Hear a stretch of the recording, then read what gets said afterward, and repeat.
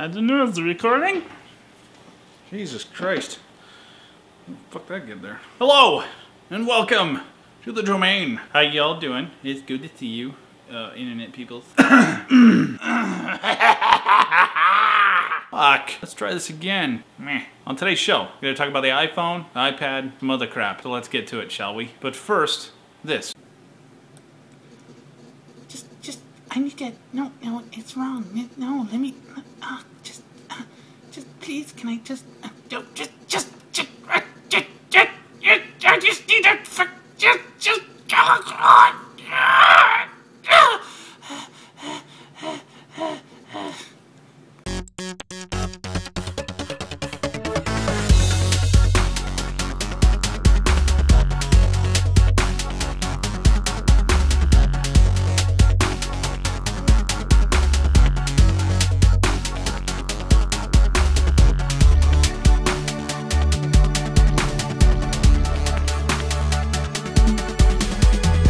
Hey everyone, this is the Cinema 2 edition, as I'm still editing the movie that I'm working on, The Serpent's Tongue. Pretty cool stuff. So let's talk about something here, something very important. I think we all need to sit down and talk. Go ahead, come closer, come closer, come closer.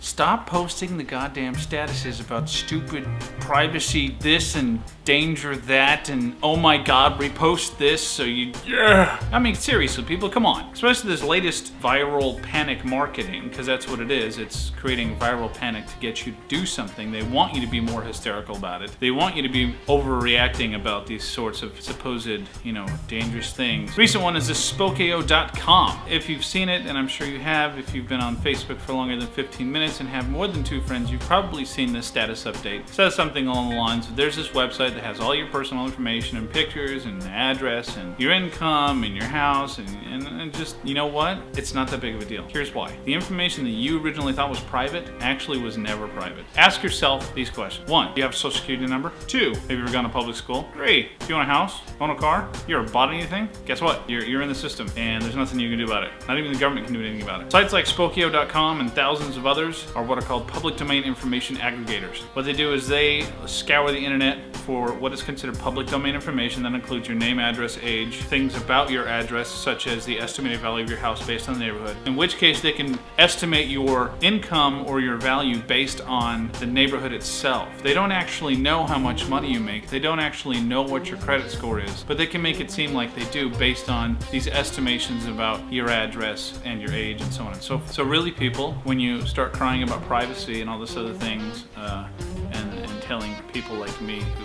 get on you about it that, you know, I should be doing people a favor and educating people, well, oh, okay, sure, that's what I'm doing here. So knock it the hell off.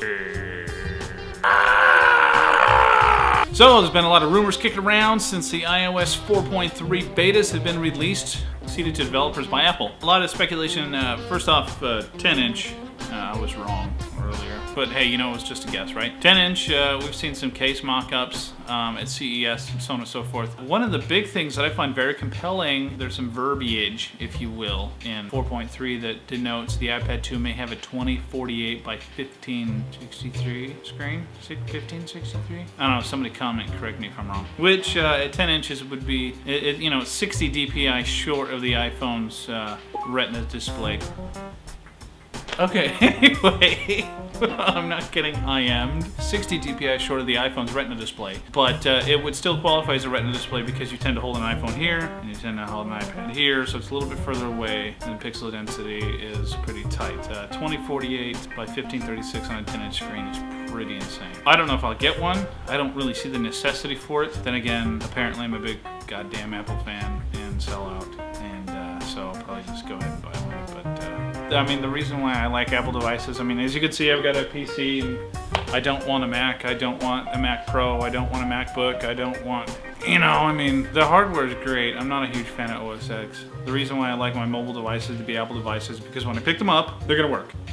The whole thing I wanted to go towards iOS was, you know, when I was a Windows Mobile developer, it was like, you know, Windows Mobile 6.5. When my phone rang, I'd pick it up and I'd see it ringing, and I'd hit answer, and nothing would happen. Or, you know, and it'd ring and ring and ring, and then it would come unstuck after the person went to voicemail. You know, or I pick it up and I need to check something right now and it's hung, or it's frozen, or it's off, or whatever. So I just wanted something that just works, and iOS on these mobile devices do that, as well as having elegant hardware design. Like I said in the last Joemain about the iPad, it does exactly what I need it to do. That's, I think, what's most important. You know, I'm not a huge fanboy of Apple. I happen to like their mobile devices. They do what I need them to do in the most elegant way that I can see it being done. I still don't like Android. It kind of bothers me that so far, Microsoft finally jumped in with Windows Phone 7. There are only a couple of companies that realize that having a fluid, lagless UI is kind of an important thing to have in 2011. Yeah, I had high hopes for Android 2.2 when I saw it. No. Why is it not smooth? There's a 3D accelerator in the device. You know, some of these newer devices have dual core processors. I mean, come on, seriously, we're talking about little laptops here. Why is the UI not smooth as glass? Why do I not get that really polished experience? Why does it feel like Linux, where iOS feels like Windows? Okay, now before you Linux people lose your shit, I'm talking Linux like 5 years ago, before Compiz and, you know, all those little window dressing type things were standard fare. Moving right along. Okay, here we go, kids. Let's do this. Big news. Since the last time I did a Joemain, Verizon finally came out and showed the cards. They announced their iPhone 4, which runs on Verizon. However, to answer my own question from my last show, no, it does not support voice and data at the same time. Verizon says they hope to have a solution in place by the end of the year. This whole uber loyalty to whatever wireless provider you happen to be in a contract with at the moment is fucking stupid, okay? The basic psychological premise is you don't want to be wrong. You want your service provider to be wrong. You don't want your device to be fucked up because you paid for it. You can bag on the service provider you paid for because you're stuck in a contract. Oh, it's not my fault they suck. I'm stuck in a contract. Well, guess what, kids? Last couple of months, I've had both a Verizon phone and an at&t phone, and I'm gonna tell you right now, they both suck equally bad. That's right, I said it. They both suck. All wireless providers suck. Why? The technology is difficult. High population density areas like Baltimore, New York City, it's a nightmare to try and keep that network running perfectly smooth. And these people who are hung out and waiting for the Verizon iPhone because it's not at&t, that's a stupid reason to buy a phone. If you want an iPhone, get a goddamn iPhone. Just do it! That being said, I would highly recommend you hold off on getting the Verizon iPhone, which should launch February 10th, 2011. Oh, that's in a couple weeks. Reason being, most likely, there will be an announcement in June, early June, and probably up for sale late June, early July, of some sort of an iPhone 4GS kind of thing. Probably not going to be an iPhone 5. This is more going to be like a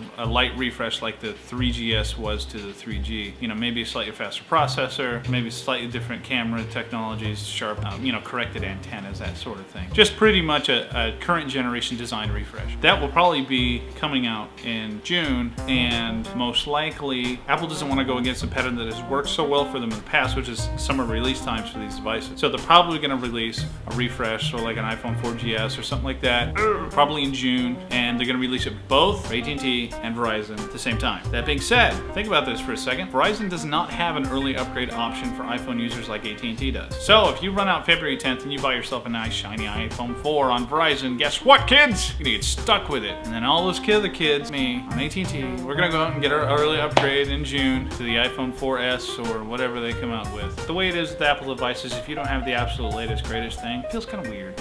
Your device feels old. Yeah, hold off on getting a Verizon iPhone. If you really want one on Verizon, wait for the simultaneous refresh. Another ponderous news on that, you know, if it is just an iPhone 4GS, 2012 would be the big day for actual 4G iPhones. Apple tends to not be an early adopter and jump on bandwagons of iffy technology. Although I must say Verizon's LTE in tests when they launched, it ranged from just, you know, slightly slower than at&t's. Son of a bitch, are you fucking kidding me? Back to our regularly scheduled programming. Thank you. Fuck was I saying? The iPhone 5 will probably be a dual-core processor. Probably have a better 3D accelerator. Will probably come in 3 flavors: 16, 32, and 64 gig increments, as well as the iPod Touch 5th gen will probably come out 32, 64, and 128 gig increments. You know, the usual fare. FaceTime on everything. Really converging all of these models into 2 separate things. And honestly, I wish they would just get rid of the goddamn iPod Touch and just have an iPhone. That's the only difference between the two, is one has a radio and the other one doesn't. Right. In 2012, the supposed iPhone 5 will most likely be functioning on both at&t's and Verizon's LTE network and be a single device, meaning you can take your one device and can go between Verizon and AT&T as you please. Another bullshit news, those fans of Angry Birds are either going to be angry or they're going to be happy. The makers of Angry Birds say that they are intending on releasing an animated series based on the video game. Right, that's like Tetris, the animated series. It's a fucking puzzle game, people. Next up, and this one is a big one for me, net neutrality. Big deal for me. If you don't know what it is, basically it is like a constitution. The ideal of net neutrality means that all traffic gets treated the same. Just like your water bill. That's one of the best analogies. You know, you pay the same rate for water no matter how you use it. If you shower in it, or if you drink it, or if you make ice cubes out of it, you pay the same rate. There are big telecom companies like Verizon who want to appeal these rules that the FCC has put into place, and they filed today on repealing these rules to you know, flex that a little bit so they can charge different prices for different content. So like for instance, being able to charge a rate for traffic, like just web browsing and email, you can get a real small rate or whatever, but if you want to download video, you have to pay more. That's wrong. Ultimately, it's creating a class system on the internet, and the whole fundamental point of the internet is that everyone is homogenous. So let's go back to the water analogy. What if you had to pay a different rate for the water used in your sink versus water used in your dishwasher? That'd be kind of weird, don't you think? What if you had to pay a premium for water that you make ice cubes with? That doesn't make any sense. But these are what these companies want to do to you. So seriously, if you don't know about net neutrality, you don't know what's going on, educate yourself about how the fucking internet works first, and stop posting those goddamn statuses on Facebook. Thank you. Educate yourself on net neutrality, get involved, write some letters, send some emails. Make sure the shit doesn't happen. Addendum to that, what is kind of scary is the FCC's ruling, and the rules they've set forth pretty vague, plenty of loopholes, and from what I understand, they don't apply to wireless. So we shall see what happens. Right, so in cinema news, like I said before, editing the movie, we're still slated for a fall release. I'm really excited about it. It's starting to come together quite well. Be on the lookout. I'm going to be releasing a behind the scenes, kind of the making of the movie, and that's going to be fun. Most of it was shot on my iPhone. Some of it might have been shot on this camera right here. But that's pretty. So be on the lookout for that, and as well as our gag reel. If you haven't checked out the official theatrical trailer yet, you can hit that up at vimeo.com/filmonfire right there. Film on fire right here. Good times. Otherwise, you can head over to badlemonproductions.com, where you saw the teaser trailer, I hope, and you will see the embedded file there for your viewing pleasure. There are two trailers. There's a PG version and an R-rated version, or what's called Red Band. Do not watch the Red Band trailer with your children, please. And if you do, I'm not responsible for the questions your children will have to ask you afterwards. That also being said, I've got a lot of other film projects kicking off, and I just want to drop some links in the underbar to some short films that I've seen recently that have spoken to me in a certain way. So there you go. That is Joemain. And goodbye.